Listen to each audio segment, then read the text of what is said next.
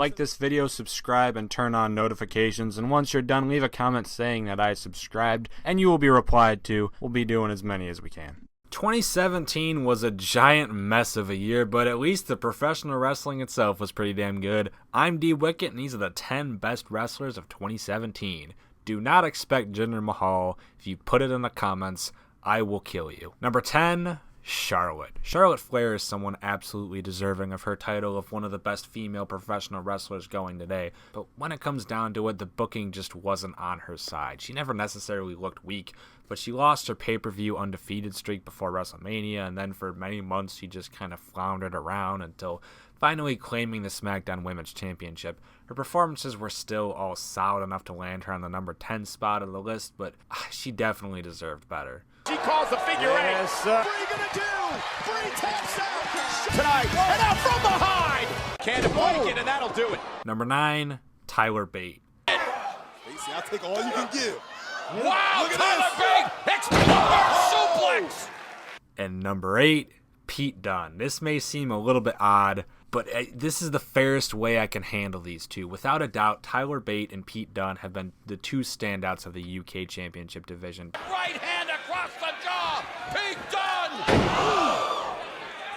You'll see as I go on throughout the list, I'm really not in love with just pure pro wrestling. I kind of get bored with it. So the whole UK tournament never really appealed to me, especially as an American. You know, that's not to be insensitive to British wrestlers. It's just, you know, that specific genre, just it doesn't make it more exciting for me. Me not keeping up with these guys it's not a good reason for them to not make the list, though, as it's very easy to get lost in their matches. These two are goddamn amazing when it comes to pro wrestling, and for now, they will take their spots as a duo towards the bottom of the list. Number 7, Chad Gable.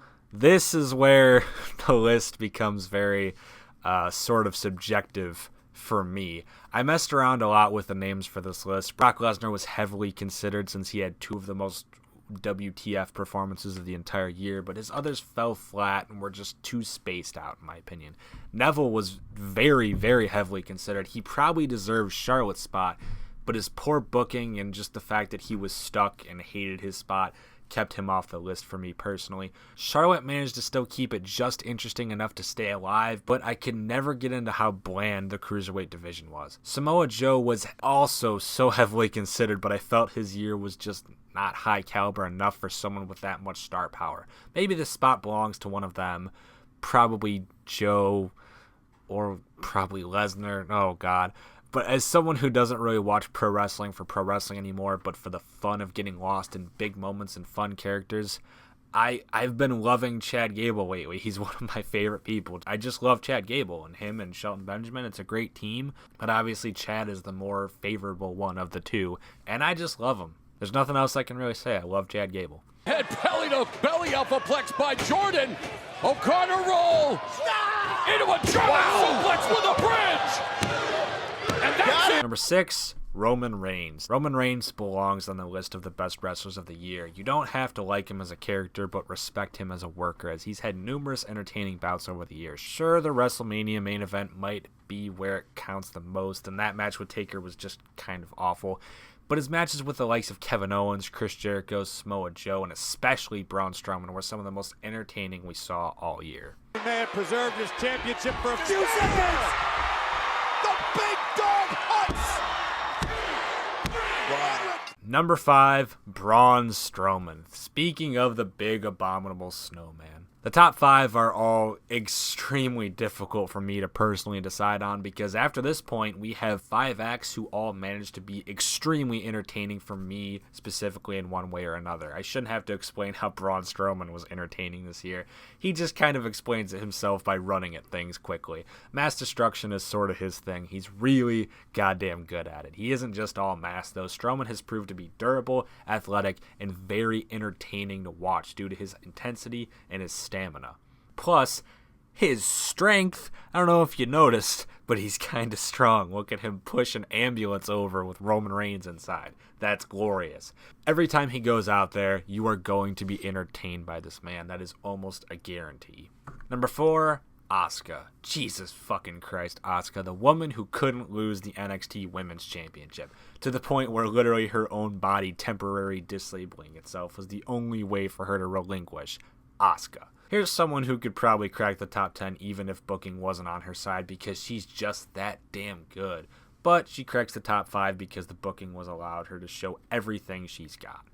Every time Asuka is in between those ropes, you know you're going to see a fight with a hell of a lot of taunts, and goddamn do I love Asuka when she starts taunting people. I don't know if it's a Japanese thing to be amazing at that, because her and Shinsuke are both on point with their taunts, but damn, Asuka is great. Uh-oh, into the armbar. But you do not want right here. That's it. Bliss is going to have no choice but to tap out. Middle of the ring. Bliss has got to tap. Number 3, the Usos. So what about the big ending? Oh, big ending right to the face. And number 2, the New Day. Oh, I hate doing this twice on a list as big as this, but it feels even more necessary now, because just like how it was impossible to talk about Dunne without Bate, you really cannot give the New Day its dues this year without bringing up the Usos. Both of these teams were without a doubt the most entertaining acts within all of tag team wrestling, and that's coming from a year where we had DIY, The Revival, The Bar, American Alpha, The Club, and the goddamn Shield all holding tag team championships at some point. The New Day are without a doubt the winners here. Fair and square, I find them more entertaining than the Usos. They are number 2, but New Day hit their stride 2 years ago and throughout 2016. Slowly started to fizzle out, but something about 2017 has just landed them in this permanent place of entertainment. They're never going to outdo their old selves, but they're consistently good. Catches a shot there, and now Big E, center of the ring. New Day, midnight hour. Oh, seriously, those damn Usos, they really stepped up and came into their own. A year ago, I thought they were a boring, bland excuse for a tag team, and them being in the title picture was holding down the real talent. But Jesus Christ, this new heel archetype they've concocted is absolutely perfect, and none of this has been taken into consideration in their matches. And the matches, oh. Now, if you couldn't tell this far, I'm not really the biggest pure pro wrestling fan. I already mentioned it earlier, but I don't know, I can't get into it anymore. I've seen too many Raw matches, I think. It takes a really good singles match without any stipulations to keep me interested. Like, Sami Zayn versus Shinsuke Nakamura is, I think, the only singles match I've ever watched and been like, okay, that's a perfect match. But I love tag team wrestling, and I love chaotic stipulations. Honorable mentions. I already mentioned them earlier, but oh my god, I really have to bring up Neville again for being the only good part of a failing division for most of the year. And I have to mention Samoa Joe and really put emphasis on him because he's easily one of the best characters in the WWE. I also really have to mention The Bar for surprisingly being the second best heel tag team this year and being constantly fantastic. And finally, I didn't give him enough credit earlier, but my 11th place is Brock Lesnar. Finally, the man that you all know is going to take the top spot. Number 1, Rusev. Happy Rusev. No, it's AJ Styles. Oh, I'm sorry, Rusev. You're looking to have a really good 2018, but it's AJ Styles. It's AJ Styles. It's crazy to think that after going into so much extreme detail on why the Usos, the New Day, Lesnar, Asuka, and everyone else mentioned entertained me so much, and I don't have to say a single word to justify AJ Styles. He just is the best professional wrestler WWE has on their roster. He was last year. He still is this year. He probably will be next year. He's only had a very small number of stipulation matches, at least that I remember. I mean, he was in the Money in the Bank, and he had his Extreme Rules match with Roman Reigns.